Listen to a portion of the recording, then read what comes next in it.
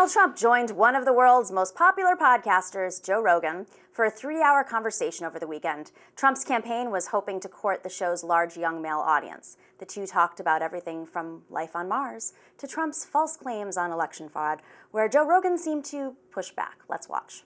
Because you said over and over again that you were robbed in 2020. Yeah, totally. How do you think you were robbed? Everybody always cuts you off. I'm going to allow... Well, they not only cut you off. Well, what I'd rather do is we'll do it another time, and I would bring in papers that you would not believe. So many different papers. That election was so crooked. It was the most crooked election. Okay, but give me some examples of how. Well, let's start on the top and the easy ones. Okay. They were supposed to get legislative approval to do the things they did, and they didn't get it. In many cases, they didn't get it. What things? Anything. Legislative approval like of... for extensions of the voting, for voting earlier, for this, Right. for all different things. By law, they had to get legislative approvals. You don't have to go any further than that. If you take a look at Wisconsin, they virtually admitted that the election was rigged, robbed, and stolen. They wouldn't give access in certain areas to the ballots because the ballots weren't signed. They weren't originals. We could go into this stuff. We could go into the ballots, or we could go into the overall. I'll give you another one. Are you going to present this ever?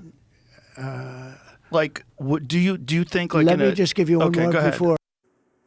The two also talked about how bad the mainstream media has treated him. Let's watch. You just assume because people loved you on The Apprentice, they were going to love you as a president? I figured it would be so easy. You know, it's well, very it probably interesting. would have been if the media didn't attack you the way they did. If they didn't conflate you with Hitler. I mean, even today, like Kamala was talking about you and Hitler. They're going to take what you said about Robert E. Lee. Oh, Donald Trump wishes the South won. That's right. He loves Robert E. Lee. They love to take things out of context and distort things. But well, they don't even have to take them out. They make them up entirely. Okay, they do make that them. too. But you know, it's interesting when you mentioned I was very popular, and all those people loved me. I mean, some of these women, they're so stupid, and Joy, she would every time she'd see me, I'd be in the theater or something, and she's, you have to be on the show again. Come on, let's go. She loved you. Trump also asked Rogan about his thoughts on J.D. Vance, while Rogan shared some insight as to why he had Trump on the podcast. I appreciate J.D. Vance saying that. And by the way, I think he was a great pick. Do you like J.D. as a pick? I like him a lot. Yeah. You're allowed to say that. No, I do. I like him a lot. I think he's great. I think he's a brilliant guy, and I think his ability to talk like a normal human being. You did my friend Theo Vaughn's podcast, right? And he just did it. How did he do? He did great. He just talks like a normal human being. Is that why you called me to do this? No. I was. He was a nice once guy. They shot you, I was like, he's got to come in here. It's all about timing. It's all about the timing. I think our timing's perfect. Do you even have a scar on your ear? You got anything on there? I do. Let me see. What do you got there? Right over here. Oh, it's a tiny little mark. Well, there you have it. 33 million views on this podcast, which I think is the most viewed Joe Rogan podcast ever, which says a lot because he does have a lot of subscribers. Look, I listened to the whole thing over the weekend.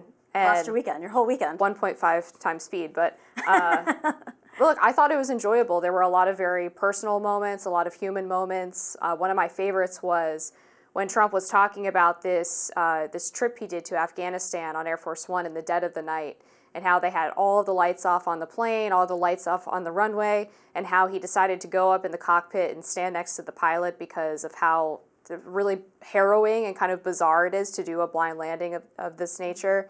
And it was nice to hear him talk about things that weren't explicitly political and just sort of his experiences being in the White House, going into the Lincoln bedroom for the first time and kind of being in awe of all of the history that was in that building. I thought it was really smart for him to do this and kind of show this human side of him. I think it's something similar to what he did during this McDonald's appearance where he was serving up the fries, just to kind of show the other side of him of just interacting with people and kind of just being a normal person.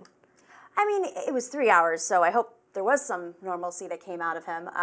My favorite part was actually this little clip where Joe Rogan was making fun of the weave and saying, this is one big weave now, you're really going off on tangents. But, I mean, the reality, it was just like fact checkers were in full force on this one. I mean, I'm sure they were. He was there. I mean, CNN has a running fact check, and it's like dozens and dozens at this point. Everything from California electricity to China and Taiwan to that he eliminated ISIS when the ISIS caliphate was liberated 2 years prior to his presidency. Of course, election denial, and that's actually, I think, what was the most fascinating was to see how Joe Rogan did push back for quite a long time. It was a long part of the interview where he pushed back, asking for evidence, asking for more information.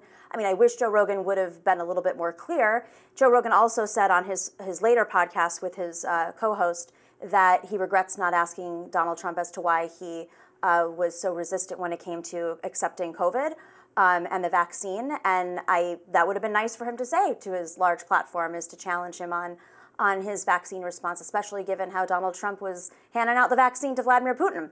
At the same time, he was resisting handing it out to Americans and challenging, COVID at first.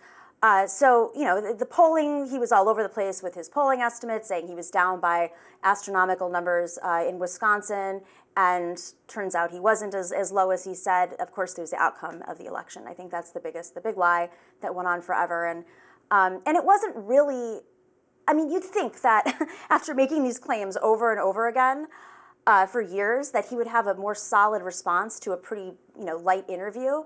And the same with the enemy from within. J.D. Vance, which we'll talk about, was out the same day saying that Donald Trump didn't say that, but there was Donald Trump in this interview with Joe Rogan talking about the enemy of within being Adam Schiff and Nancy Pelosi on the other side, and that he would go after them with the military. I mean, it must get old being a surrogate for Donald Trump in trying to rewrite the words that he continues to say, even after they rewrite it again. Well, he did not say to send the military on Pelosi and Schiff and et cetera. That was a different set of comments that he made. But I'm a little confused by your characterization of what Joe Rogan might have asked Donald Trump about COVID, because it would actually be from the opposite perspective. Said this. That if you could find the quote, that would be great, because Joe Rogan was notoriously a lot softer on COVID than Trump was, especially in the first 6 months of the pandemic response, and was very skeptical about the vaccines and the emergency use authorization. Rogan revealed, so he was asked by another guest, Brendan Schaub, a UFC fighter, did you ask him why he was against vaccines? And then Rogan revealed, no, I didn't, but I also wanted to stay composed because there was a moment when he brought up the polio vaccine, and I was like, oh my God. I didn't want to correct him or pull up a chart showing when polio actually dropped off after the vaccine was introduced. Despite the variants, that's a rough one. When you look at the data, there's a lot to unpack, like measles and other cases, with what actually happened. I think that Rogan has pulled back, probably from some pressure. Yeah, well, I would also say that that's not COVID vaccines. That's a different, obviously. They were talking about COVID, and then it shifted to polio, is what he's saying. Yeah, so, because Trump obviously was very pro-COVID vaccine. He granted the emergency use authorization and created Operation Warp Speed, right? That would have allowed those to be developed in the way that they were. He was actually very proud of that. Eventually, once it became popular and there was enough pushback, but it took him long enough. I mean, he didn't even want to shut down the economy. He didn't understand the severity of COVID. He shouldn't have shut down the economy. It was a disaster. Well, that was actually, I would say, one of the biggest mistakes of his presidency was listening to people like Anthony Fauci and Deborah Birx, who wanted to shut down the economy when they should have focused on protecting the most vulnerable groups as opposed to doing this blanket lockdown. And Trump absolutely was pro-vaccine from the very beginning. Again, he authorized Operation Warp Speed to pursue the development of them. Per Congress's push.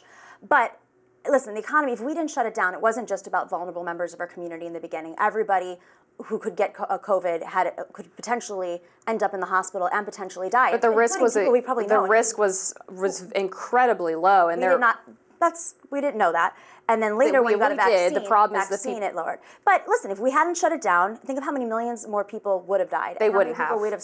That's just not true. Johns Hopkins University did a study on this where they found that the lockdowns actually didn't save any lives. But going back to Rogan, let's talk about the fact as well that Kamala Harris has refused, or not refused, they're in conversations to do it, but it doesn't seem like she's going to do it. And my guess is it's because Joe Rogan does not agree to any terms. You go on, you do the podcast, it's 3 hours long. Yep. He asks whatever he wants to ask about. There's no filtering of questions, etc. And we have seen reporting that apparently they couldn't agree on terms. Maybe. Because, again, Joe Rogan doesn't do terms. I mean, do you think it's a mistake for her not to do the podcast? Terms could be days of the week. Terms could be times. I mean, there's a lot of things. If you're in the final week of an election, there's a lot of things that come with terms. Do I think it's a mistake? No. I mean, I think she should do all media, but I think that that's not her base. Just like Call Her Daddy is not Donald Trump's base, and Donald Trump should go on Call Her Daddy. I'd love to see that one. Donald Trump should go on CBS News. Donald Trump should show up at a town hall. Donald Trump should talk to. He has done a lot of town halls. Well, he was supposed to do one, and then he canceled it. I mean, he's been canceling interviews with anybody who could issue questions that are a little bit more challenging. Who is he canceled with? CBS News.